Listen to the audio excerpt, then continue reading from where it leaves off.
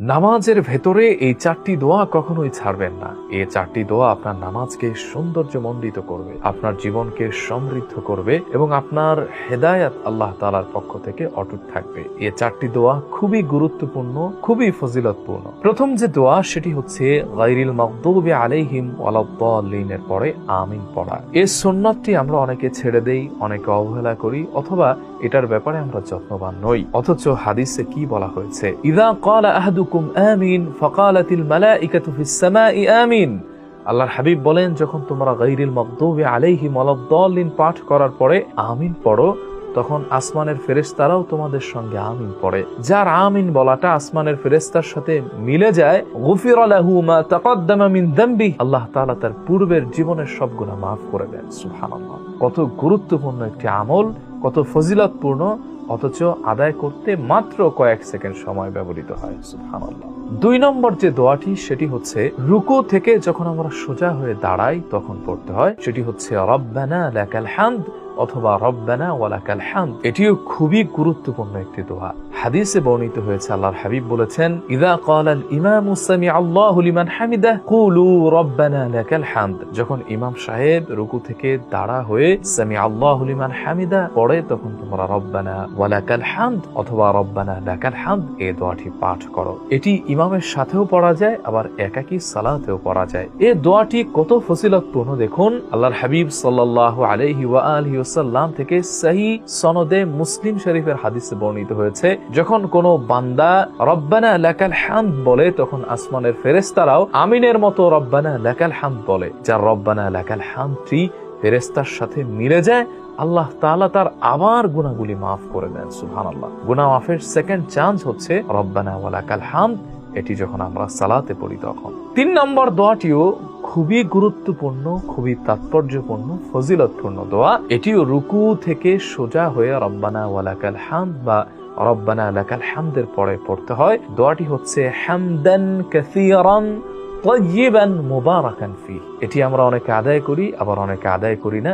এটিকে আমরা ছেড়ে দেই, অথবা এর ব্যাপারে আমরা যত্নবান নই। অথচ এটি কত গুরুত্বপূর্ণ, ফজিলতপূর্ণ দোয়া দেখুন। আল্লাহর হাবিব সাল্লাল্লাহু আলাইহি ওয়া আলিহি ওয়াসাল্লাম নিজে ইমামতি করছিলেন, পেছনে সাহাবীদের মধ্য থেকে একজন এই দোয়াটি পাঠ করলো, হামদান কাসীরান তাইয়িবান মুবারাকান ফি। আল্লাহর হাবিব নামাজ শেষ করে বললেন, সাহাবীরা, তোমাদের মধ্য থেকে এই অতিরিক্ত শব্দটি কে পাঠ করলো? সাহাবী ভয়ে ভয়ে বললেন, ইয়া রাসূলুল্লাহ, আমি পাঠ করেছি। আল্লাহর হাবিব বলেন, আমি যা দেখেছি তুমি তা জানো না। সাহাবী, আমি দেখলাম যখন তুমি এই অতিরিক্ত শব্দ অ্যাড করলে, হামদান কাসীরান তাইয়িবান মুবারাকান ফি, তখন 30 জনের অধিক ফেরেশতা নেক লেখার জন্য তোমার আমলনামায় প্রতিযোগিতা শুরু করলো। সুবহানাল্লাহ। ছোট্ট একটি দোয়া পড়তে সর্বোচ্চ 5 থেকে 7 সেকেন্ড সময় আপনার ব্যয় হবে, কিন্তু আপনি এত অগণিত ফজিলত, এত অগণিত সওয়াব অর্জন করতে পারবেন যা আপনি কল্পনাই করতে পারেন না। 4 নম্বর যে দোয়াটি, সে দোয়াটিও গুরুত্বপূর্ণ, যেটি 2 সেজদার মাঝখানে পড়তে হয়। 2 সেজদার মাঝখানে দোয়া কবুল হয়। এই দোয়াটিও অত্যন্ত গুরুত্বপূর্ণ।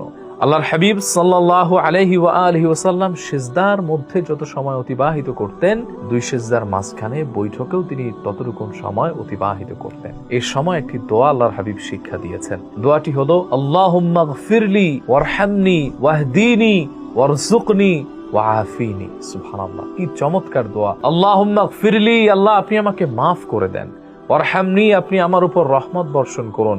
ওয়াহদিনি, আল্লাহ আপনি আমাকে হেদায়েত দান করুন। ওয়ারযুকনি, আল্লাহ আপনি আমাকে রিজিক দান করুন। ওয়াআফিনি, আমাকে নিরাপত্তা দান করুন। আল্লাহ আপনি আমাকে রোগ মুক্তি দান করুন। সুবহানাল্লাহ। এই 5টি দোয়াই আমাদের জন্য খুবই গুরুত্বপূর্ণ এবং এই সময় দোয়া করলে এই 5টি দোয়া কবুলের গ্যারান্টি রয়েছে হাদিসে।